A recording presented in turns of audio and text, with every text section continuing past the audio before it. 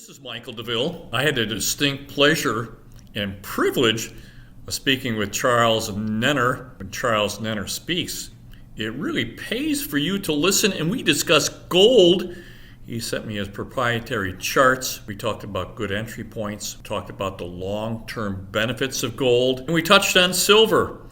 What a great segment. If you liked the interview, give me a big thumbs up, and you're always welcome to join my channel.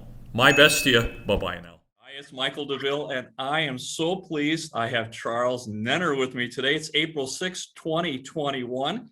It's been 6 months since the last time Charles and I chatted.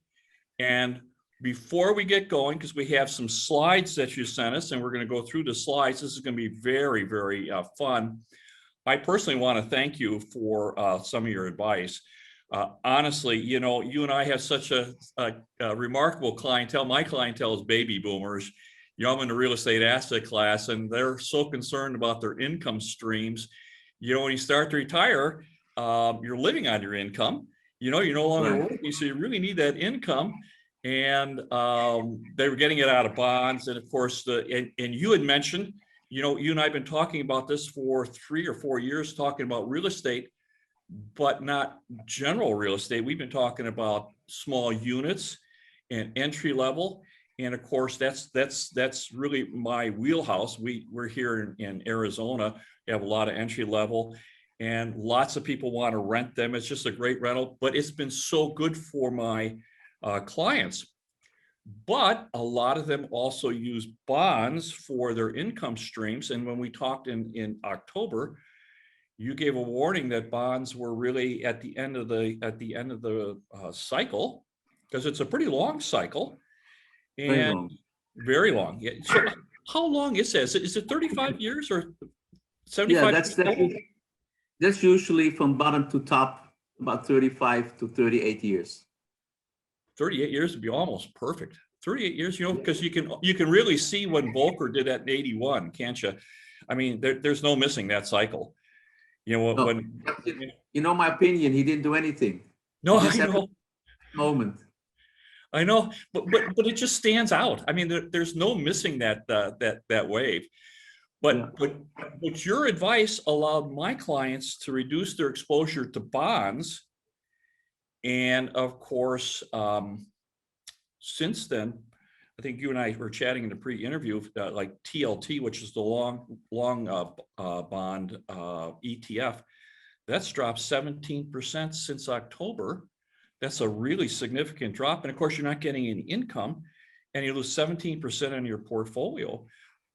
That's pretty significant, particularly for like a baby boomer, because we're really risk averse. You can't get that back. So thank you, Charles. That was just really, really terrific advice. So what are you seeing in the world that you want to bring up? We'll take a look at your charts, but anything that you'd like to mention? Well, the charts say most of it, because we got something about the Dow Jones, the stock market, about gold, about the bonds, because, you know, people who didn't go out, let's see if they can have a bounce, a second chance. They don't get back what they lost, but, you know, they have to know when to sell. Maybe, you know, based on my cycle work, which we show on the charts in a minute, we can help them to give a second chance. So we'll see what's going on in the markets. We got 4 or 5 charts, and that covers actually everything that's going on. Right. Well, you know, what helped us too was that when you said to get out of the bonds, it meant you shouldn't be lending money anymore to governments. But we took it conversely and said, well, if we shouldn't be lending money, maybe we should be borrowing. And a lot of my clients, we took really long-term mortgages at rock bottom prices. And thank you for that. It was just absolutely terrific. You were outstanding. So how about if I roll over to the charts? Let me just share the screen, because they're beautiful research charts. Here we go. I think we can see them, and I think the first one is gold, Charles. No, this one says Dow Jones, but it doesn't matter. Let me get up to our gold chart.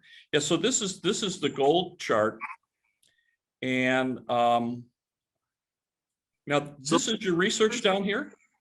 Yeah, let me first explain what we're looking at. At the top is the price of gold, and the The bottom red is the cycle that my program produces, and it's based on that things don't move at random. So it's not that anything can happen that will change the cycle. As you see, if you have a mouse, I don't know if you can have a mouse Yep. going up.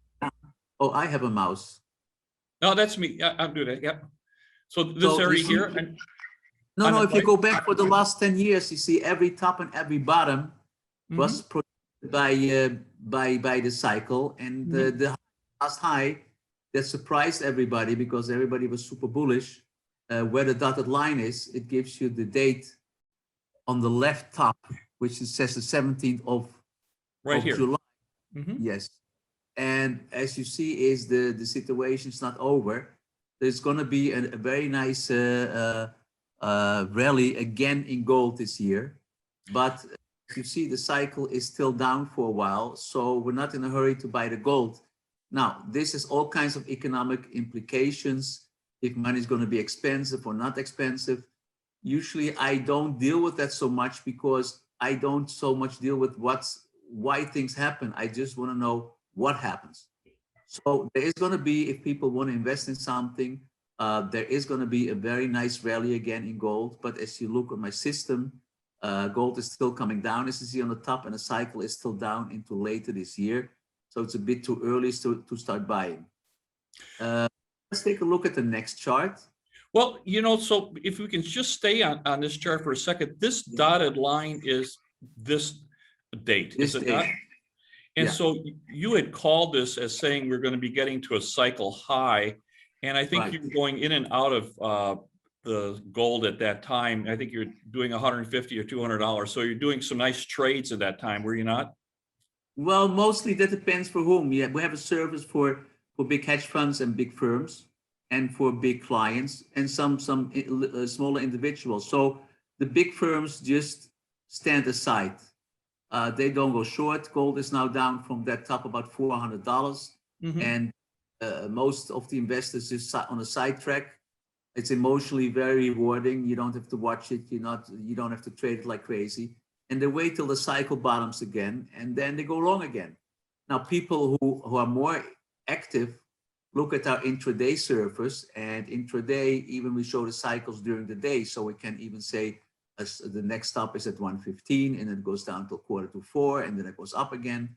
But this work is based on the people who are not big traders, but just wait to take big positions. And we help them with this system. It shows you when the top is and when the bottom is. So what else do you want to do?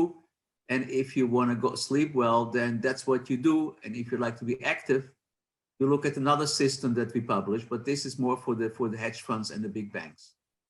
So you really you don't have to be trading all the time. You just need to be in the correct asset class. And gold, of course, is a store of wealth, and it's an interesting asset class because it has lots of implications other than just trading. But it's really remarkable. This is your cycle research on the bottom, and it's really interesting how it coincides to the actual price.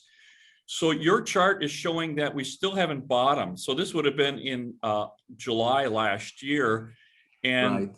this is coming up to, this has got to be pretty close to now, I would guess. Huh? So this is time moving on your cycle. So Yeah, we're going to be bottoming fairly soon, I would guess. We're going to have a nice entry point, huh? I think there's something. No, the first short-term low is, I think, April 20, but for bigger investors, it's still too early. I always tell you people, you can have a free entry to our system for 4 weeks and see how it works. So I prefer that people look at it and see what we write down, because usually when I make predictions, then they hear it like this, they hear it like that, to forget, and that doesn't lead to good results. So it's better to take a free subscription if they're interested and just see what we publish every time, because it's a bit too early to go on gold.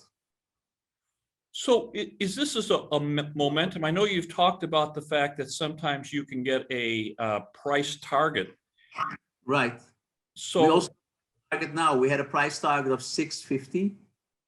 That was given when we were around almost $2,100. We came as low as 1675, so we didn't reach it yet. I think we can still with still risk down to 1650 on the downside. So at 1650, that would make a very good entry point for someone that wants to start thinking of gold if the timing is correct. So if we can get the price target and the timing correct. Right. And I know you've been talking about a target of 2,500. Yeah, the target is for the next move is 2,500. Now, So now what this is your what we like weekly. to, Pardon me? what we like to see is that the price target is hit right when the cycle bottoms, and that gives us a very high confidence to get into the trade. Yeah, my baby boomers would love that. You know, they're so risk averse that they really enjoy that. So this is a weekly chart. So and you've been forecasting mid 2000s for a target for that. Do you have a time frame? Is this going to happen in the next year or two, or are we looking out further out? No, it's going to take a couple of years. It's going to be a slow up move, the next one. But you're talking almost about $1,000, and it's not going to explode, but it's going to go up slowly. Well, $1,000 on $1,500 or $1,600, that's 40 or 50%. Oh, that's better than a 50% move in a couple of years. So that'd be a very, very good trade. That'd just be a wonderful trade. Yeah, the problem is always when you write at the top, everybody's super bullish, the media bullish, and it's very hard for people to forget about the emotions and say, look at the chart, look at the cycle tops, I'm going out. So it's easier said than done. You know, you really have to put the emotions aside, not listen to all the pundits that know what's going to go on, and just look at the cycles and say, everybody's super bullish, the thing goes much higher, but the cycle tops, so I have to sell. Right, and you know what's nice is that you can actually see this on your cycle that you're right, because it kind of takes all the noise away. That this is, and it's a timing model, so the timing is just right. Now, is this going to roll over, you think, for silver as well? Is this going to have the same type of a move? Because gold and silver sometimes move together, do they not? Well, silver looks a bit better. The cycles looked a bit more positive than gold. Oh. Yeah. So I think the easiest thing is to go long silver when a cycle bottoms. So go both maybe. So silver and gold. When gold bottoms, silver is going to bottom as well. So it's going to be a good entry level for the precious metals. Well, it could be that silver bottoms before gold a little bit. Oh, even better. So would you say people should be looking at the bullion, the actual gold itself, or should they be looking at gold stocks, gold companies? Yeah, just for people who are not big investors. I mean, who don't have a lot of knowledge and don't want to watch all the time. The easiest thing is to buy gold stocks. Well, they get a little dividend too with their gold stocks, I would guess. So they get a pretty good boost on their value plus some dividend play. Yeah, when the time is there, we also cycle different gold stocks because one performs than the other one. So then we tell them which gold stock to buy. Well, I'm going to suggest that they get your research because it's very valuable. And so far as bullion, do you think people, small-time investors should have some gold and silver on their person? I mean, some personally held gold rather than shares and things? Do you think would be? I have personal gold. I got some teeth over here where they're filled with gold, but for the rest, I don't have personal gold. I mean, it's what you're talking about is diversification, and it means I actually don't know what I'm doing. I don't know what's going up. Maybe one thing goes up, maybe the other thing goes up. We just work with the assumption that we know what's going to happen. So we look for one or two or three asset classes, and that's where we invest in. That works for me. I think that's an absolutely wonderful. I mean, diversification is fine, but you want to diversify within those that are in the trend and are in the cycle. Makes absolutely perfect sense for me.